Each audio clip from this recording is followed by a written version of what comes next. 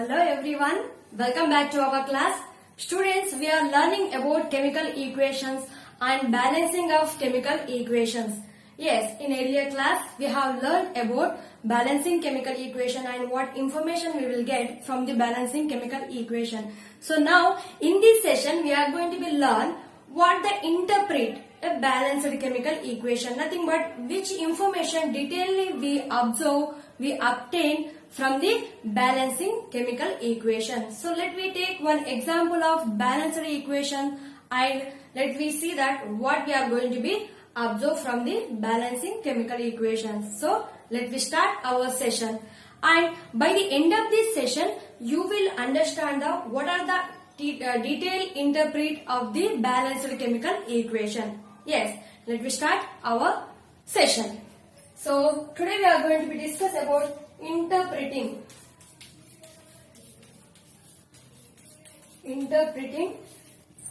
a balanced equation. Balanced equation. Yes. Now let me take one example of chemical equation. What is that? Aluminium reacted with iron oxide, Fe2O3, iron oxide, Fe, iron, O, oxygen. By this is the molecule, iron oxide, gives rise to aluminium oxide, Al2O3 plus, and next to iron will be separate. So this is the chemical equations. Now aluminium reacted with iron oxide and product obtained as aluminium oxide and iron. So is it balanced equation or not balanced equation? Yes, it is not balanced equation. So such type of equations called as a skeleton equation. Yes, unbalanced equation or skeleton equation. So how do we balance this chemical equation? Let me see that. Once again, recall our knowledge by the balancing of chemical equation. Let me see that. Yes, here let me take how many elements present. Elements and LHS, left hand side substances, and right hand substances. So let me take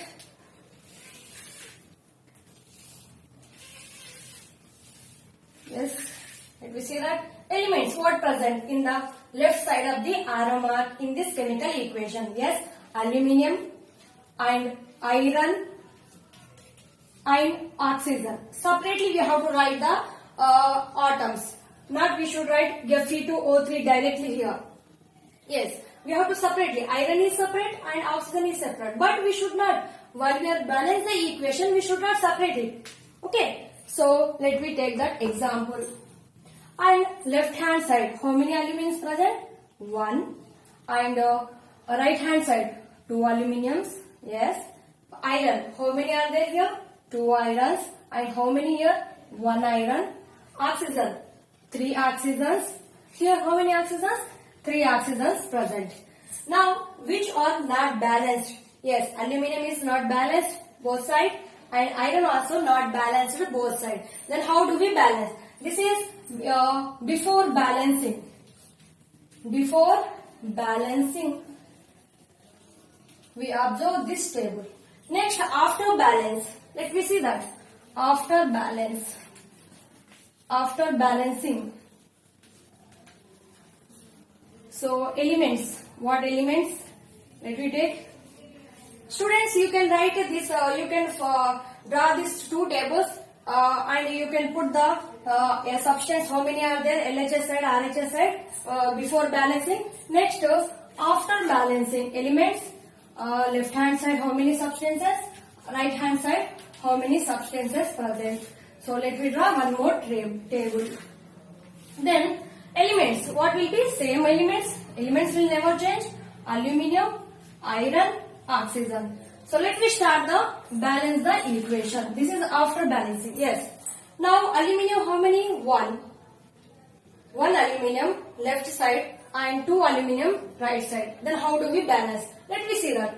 If I write 2 here, we should not write 2 here. That is the wrong method. We should add at the position of coefficient. So if I write 2 here, then what will happen? 2 aluminiums, 2 aluminiums. Yes, 2 aluminiums, and RHS also already 2 aluminiums. Next, how many iron here? 2 irons. This is Fe2 in subscript.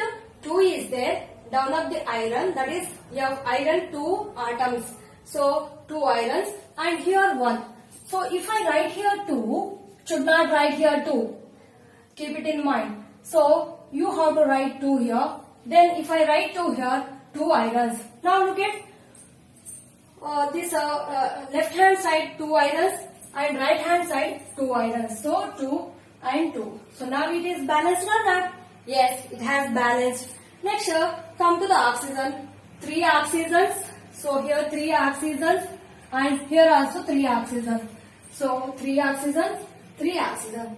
Now it has balanced. So this table before balancing, this table shows us after balancing. So like that we have to balance the chemical equation, and we have to be make the law of conservation of mass to follow this balancing of chemical equation. Yes. Why we are doing the balancing chemical equation? Because law of conservation of mass. In the law of conservation of mass, what was explained in the chemical equation?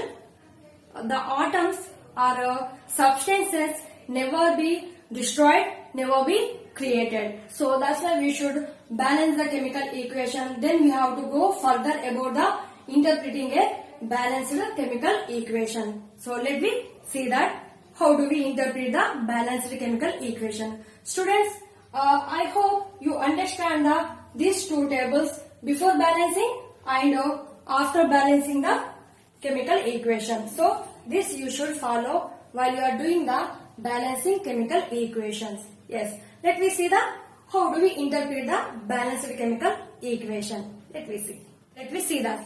Now this is a balanced chemical equation. Now from this equation what we get? Detailed information. Yes. Now the balanced equation gives the information of reactants and products. Yes. Give the information about reactants and products. Reactants and products. Next. And balanced chemical equation give the information about molecules of reactants and molecules of products. So number of molecules of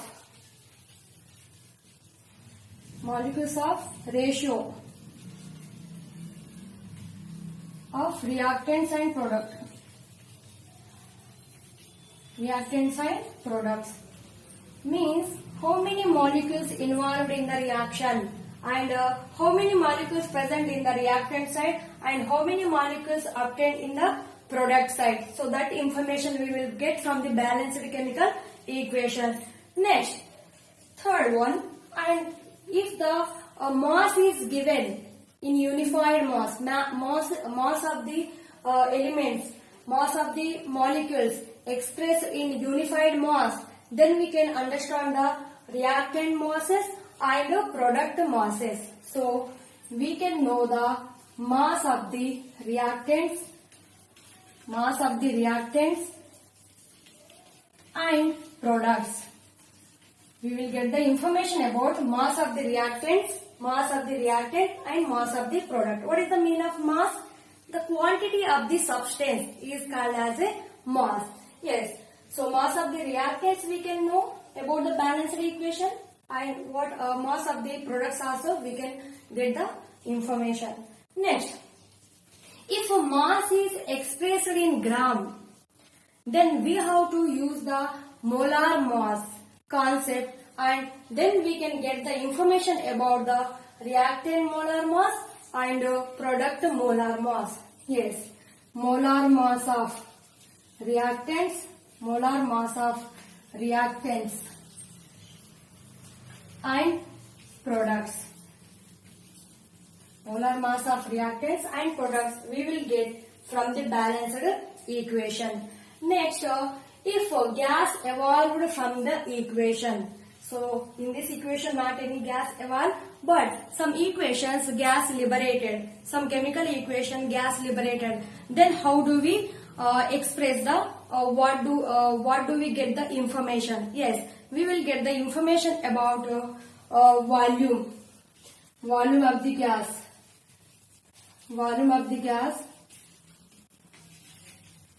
and we have to be masses.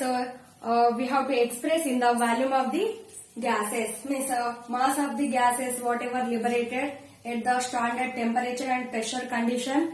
Then those we have to be expressed in the volume of the substances, nothing but volume of the gases. So we will learn about the volume of the gas. We will get the information about volume of the gases. Next, final thing, what do we learn means how many number of atoms or molecules present in the reactant and in the product. How many number of atoms or molecules involved in the reaction. That information also we will get from the balanced equation. So number of reactants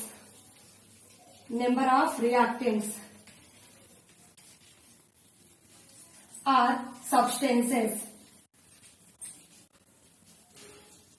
are atoms or molecules, whatever we can say, atoms or molecules. So we will get the information about how many number of atoms or molecules involved in the reaction, and after completion of the reaction how many number of atoms or molecules obtained. That information also we will get from the balanced chemical equation. So let me recall.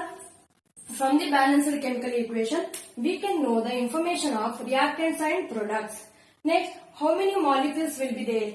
Means how many number of molecules of ratio of reactant side and product side, and mass of the reactants. So what are the mass of the reactants and product, and mass, molar mass of reactants and products. So molar mass, if we express the masses in grams, then we will be express the reactant mass in the molar mass. So we can get the information about reactant molar mass and product molar mass.